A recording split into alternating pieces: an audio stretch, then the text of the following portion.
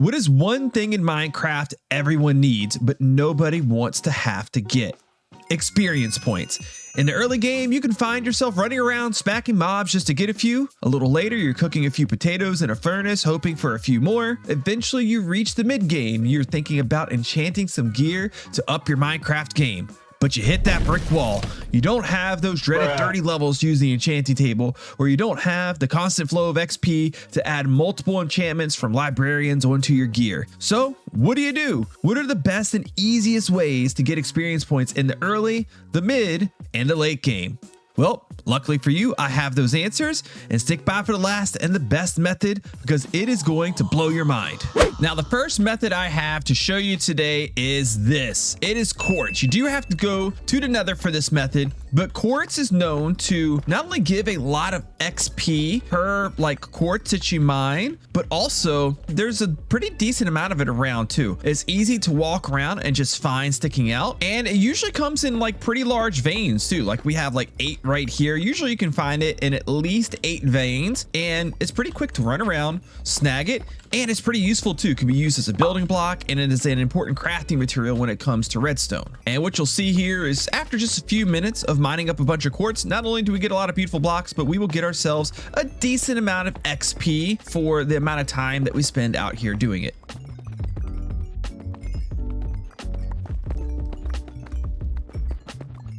And a couple of pro tips for you when you're trying to find that quartz in the Nether is it is hard to find out here in the Crimson or the Warp biome or really any biome outside of the Nether wastes. The Nether wastes are those old school traditional biomes. This one right here where it's just netherrack.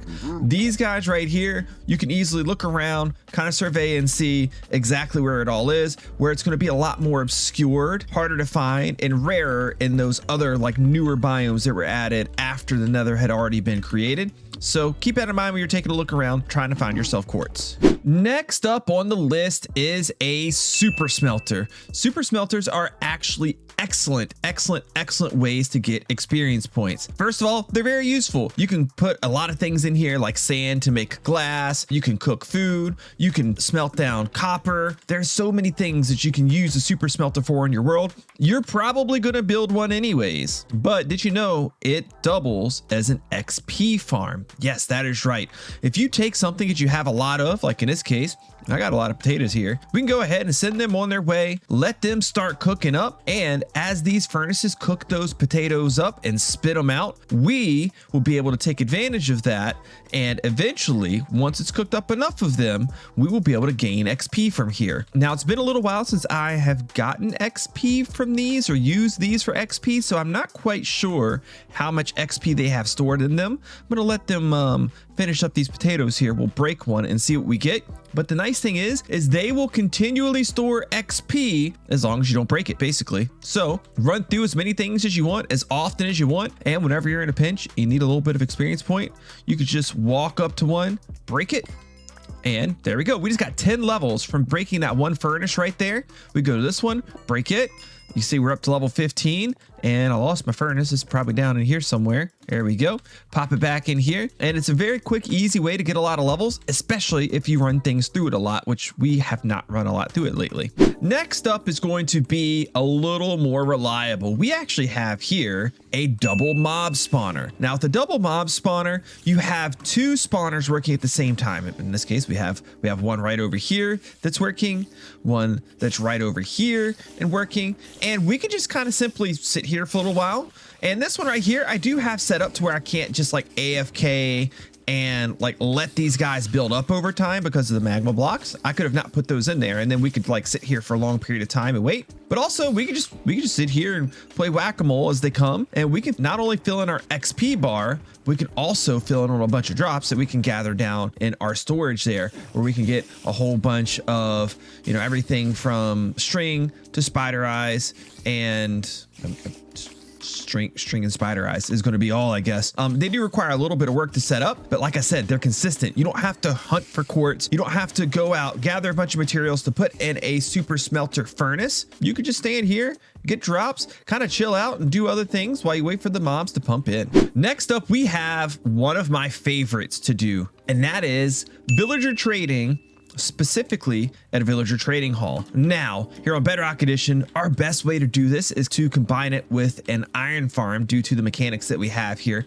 And we get two things. We get all the iron that we need, and we get all the iron that we need to trade. Because if you go through and you combine an iron farm with the villager trading hall, you can add in a bunch of smithing professions. And a bunch of smithing professions means that I can just simply walk up to these guys and then do this trade of iron for emeralds, non-stop, super easy. It takes only a few seconds to do, and I get a bunch of emeralds off of it.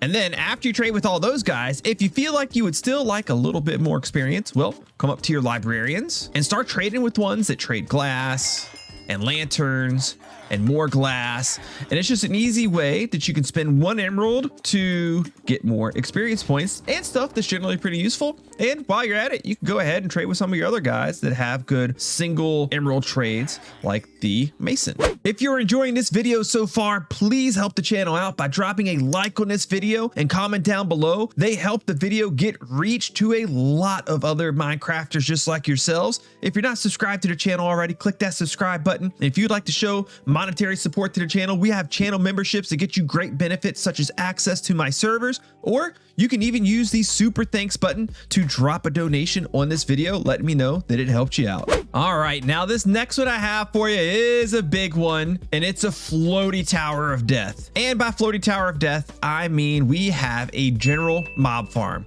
General mob farms are great sources of like mid-game XP. And one of the best reasons for that is because you're not just getting XP from it. You're getting drops, guys. You're getting gunpowder, bones, string, all sorts of different things from this one type of farm. So you're probably going to be building it kind of early anyways. And on Bedrock Edition, if you want to get some XP from it, all you got to do is set up a trident killer. And if I pop my way in here, you can see that's what we have happening, guys. We have a trident. It's going to get pushed around in circles, and as the mobs fall down into that trident, they're going to die, and we're going to get experience points. Now we'll flip the lever. The trident killer is on. All we got to do is stand here right on the edge, and as you can see, even at level 38, our XP, it's going up at a pretty decent rate. And another good thing is here on Bedrock Edition, we can hold a looting 3 sword in our hand while that trident killer turns around, and we'll get the looting effect from the mobs as well to get ourselves a lot of extra drops. Now, with these types of farms, you are going to put in a little bit of work. As you can see here, with all the different drops that we get, we did want to build a storage system that's going to collect all those drops for us. And I've actually, looks like I AFK'd this thing a while ago. This farm I built a while back on the Bedrock Guide Season 2/Empires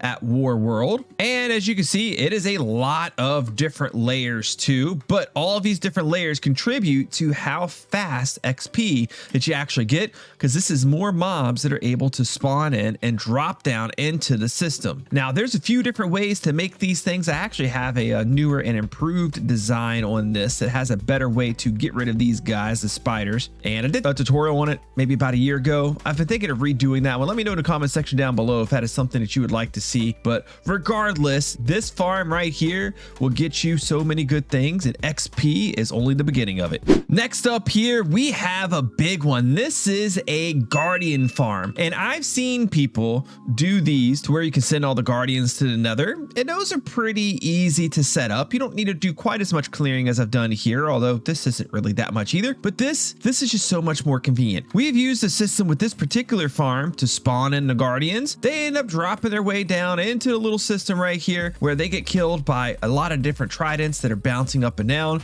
and then we just simply funnel that XP up to one general location. Now you'll be able to see here that if I go through and remove all of my levels, start from scratch here, the XP, once it really starts flowing, once we're up here for a second and these guys are like full on spawning, this thing works incredibly fast. Incredibly fast. We're already up to level 10 in just this one sentence I was saying, and it gets a lot faster than that, guys. And this is only utilizing a smaller portion of the farm at that.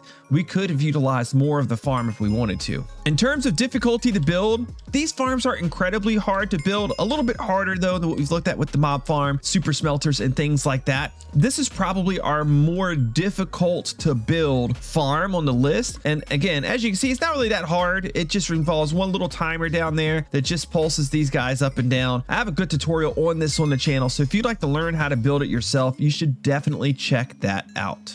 Last and certainly not least, actually, this is the best form of getting XP, maybe in all of Minecraft. Bedrock Edition, Java Edition, it doesn't matter. This thing is insane. It's not too hard to build. As you can see, like the main system is just some portals and a little bit of redstone to control it. It goes up pretty easy. It doesn't take a whole ton of materials. This one right here actually uses flint and steel and works for worlds where you don't necessarily have like fire tick turned on. We have fire tick turned off in this world. They have versions that are easy to build that work in fire tick on worlds as well that don't require flint and steel. So you do have a couple of options with this.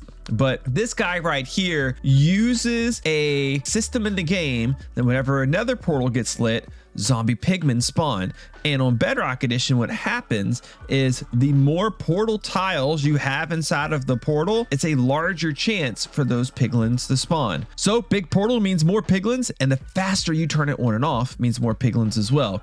Then the farm is so incredibly fast. Remember that trident killer I showed you? Well, you have to have 2 of them to keep up with this. And then this is where this thing can get kind of ridiculous. It is so incredibly fast that you need a pretty complex storage system to actually handle getting all of the gold from it. If you don't really care about the gold, you just want it for XP, this thing's actually really easy to build. And actually, you only need 1 portal. I like to go overboard a little bit. We have 4 portals in this one, but I want you to see how this thing works. Because see, if I turn this on, and we'll turn this on here too, because this thing can build up so fast, it can be a lag fest. Look at how quickly it spawns in zombified piglins.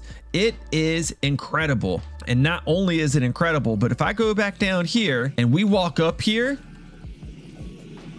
as you can, I just walked up. We just turned it on. We're at level 20 already. 21, 22. Like, it takes absolutely no time to just fly through the levels. You will never get experience in Minecraft faster than this without just typing in a command to give it to you. It's insane. So as far as I'm concerned, those are the 7 best ways to get experience points in the game of Minecraft. But hey, maybe I missed some. Maybe you have some better ways to get experience points that you like more than the ones I just called out here. If so, why don't you drop me a comment down below and let me and everybody else know that's watching this video what those are. If you enjoyed this video, you got to make sure you click that like button. A lot of you guys that are watching this, you're not subscribed to the channel. I don't know why. So go ahead and click the subscribe button. And I thank you for watching, and I'll catch you next time.